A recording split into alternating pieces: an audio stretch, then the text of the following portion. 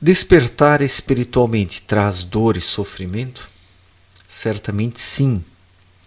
É mais fácil permanecer na zona de conforto, dormindo, fingindo que está tudo bem, que o mundo está a mil maravilhas, como muitas pessoas fazem.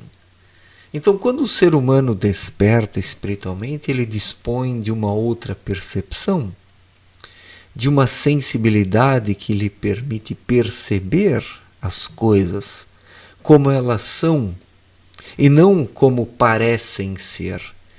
E isso gera um impacto na vida do ser humano. É um renascimento, é nascer de novo, na verdade. Não pensemos que a caminhada espiritual de uma pessoa seja algo relaxante. Né?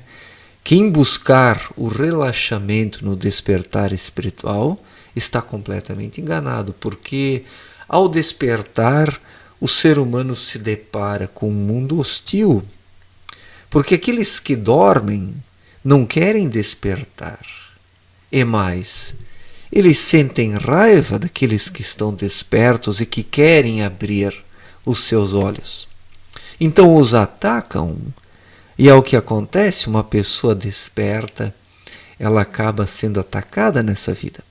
Ela não é benquista. E atacada por todos os lados, por todos os grupos, porque uma coisa é fazer parte de um grupo, uma coisa é ter uma ideologia, uma coisa é ter uma religião, uma coisa é seguir uma receita pronta dessa espiritualidade bagaceira, mas outra coisa é ser. Outra coisa é ser de fato. E quem é? Ele é um estranho nesse mundo. Um estranho para as pessoas. Uma porque elas não querem se estressar, elas não querem se incomodar, elas não querem se deparar com o inesperado. Quem dorme quer apenas dar continuidade ao sono e procura afastar tudo o que é uma ameaça para esse sono, ou seja, os poucos despertos. Esses poucos indivíduos que caminham de forma consciente nessa vida são um verdadeiro terror para os dormentes, para aqueles que fazem de tudo para manter a Matrix e não sair dela.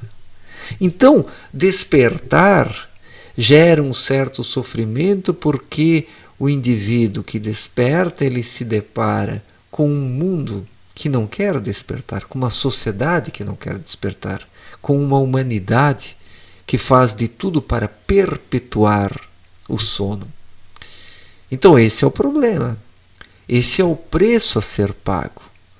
Muitas vezes a pessoa que desperta vai estar lá sozinha, lutando com todos ao seu entorno, porque aqueles não a entendem.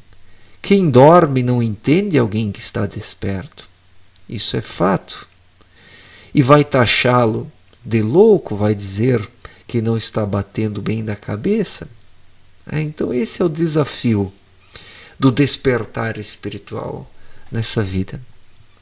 É se deparar com uma humanidade hostil à espiritualidade. As pessoas têm religiões, sim, mas o que isso significa?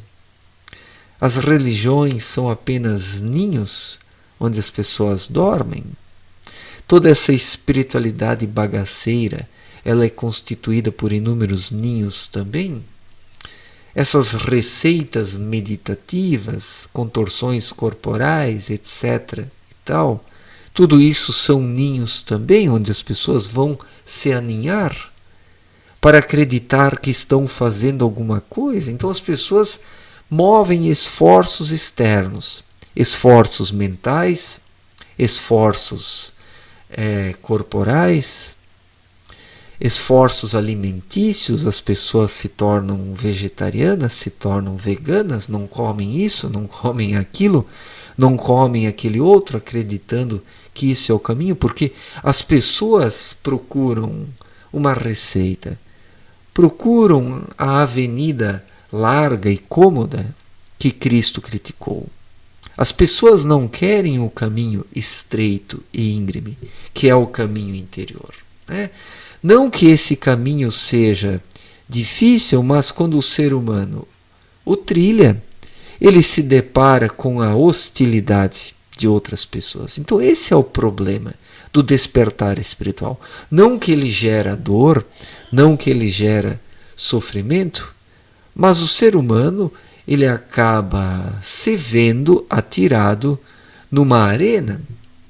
E nessa arena vai ser hostilizado por muitas pessoas. É assim, não é diferente. Não pense você que a caminhada espiritual é fácil. Ela é difícil porque a humanidade é hostil a ela. A humanidade é hostil a ela e por esse motivo a caminhada se torna difícil. Mas não porque o despertar espiritual é difícil. Na verdade é algo muito mais simples do que as pessoas imaginam. Basta ser natural, basta ouvir a sua intuição e se deixar orientar por ela e viver segundo as suas recomendações. Assim o indivíduo enxerga o mundo sob uma nova ótica, tem experiências diferentes, experiências que lhe agregam realmente algo de fato, mas é preciso ter coragem para fazer isso. Diante de uma humanidade padronizada, de uma humanidade dogmática, que segue apenas partidarismos, ideologias políticas, modismos e receitas prontas, trilhar o seu próprio caminho gera estranhamento. As pessoas olham com desconfiança aquele que caminha de forma independente, que não segue nada, que não adere nada, porque o verdadeiro despertar espiritual é um desprender-se de tudo, e seguir o seu caminho de forma independente. É ser acima de tudo, é ser. Não existe despertar espiritual sem ser. E aderir a grupalismos, a religiões, não significa que o ser humano está sendo. Que o ser humano está apenas frequentando espaços, está figurando, está imitando, está relacionando-se com pessoas porque busca atender interesses imediatos, interesses imediatistas, trabalha a sua aparência e não o ser. E isso precisa ser distinguido para que o ser humano saiba o que está fazendo e seja sincero consigo mesmo, dizendo para si próprio se está trilhando o caminho do despertar espiritual ou apenas figurando nos palcos da vida. Então, o despertar espiritual não é uma encenação, não é uma imitação, não é um coletivismo, não é uma ideologia, não é uma religião, não é um grupalismo, mas o despertar espiritual é ser de forma independente, autônoma, livre. Quando o ser humano desperta, ele realmente se liberta das tendências que restringem os seres humanos. E tudo isso é para poucos, não é para a grande massa. Tudo isso é para poucos, para aqueles que realmente querem transcender tudo o que está aí hoje. E o despertar é um caminho solitário, consigo mesmo. Não que o ser humano tenha que se isolar para despertar espiritualmente, mas quando ele inicia essa caminhada, ele acaba sendo expelido pelos diferentes grupos. Acaba sendo cuspido para fora dos grupos. E daí é com o indivíduo. Quando isso acontece, ele precisa ser forte suficientemente, ter fé dentro de si e caminhar adiante sem medo. Isso é o verdadeiro despertar consigo mesmo e com a força espiritual conferida por Deus.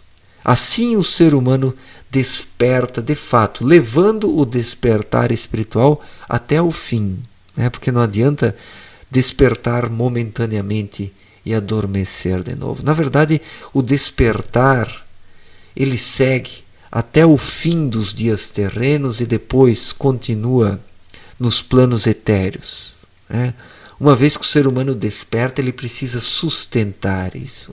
Precisa orar e vigiar constantemente dentro de si. Sem essa vigília interior, o indivíduo adormece de novo e se torna novamente um animal de rebanho, como as demais pessoas são, né? Então, é uma questão de tudo ou nada. E o despertar espiritual não traz dor e sofrimento necessariamente, né?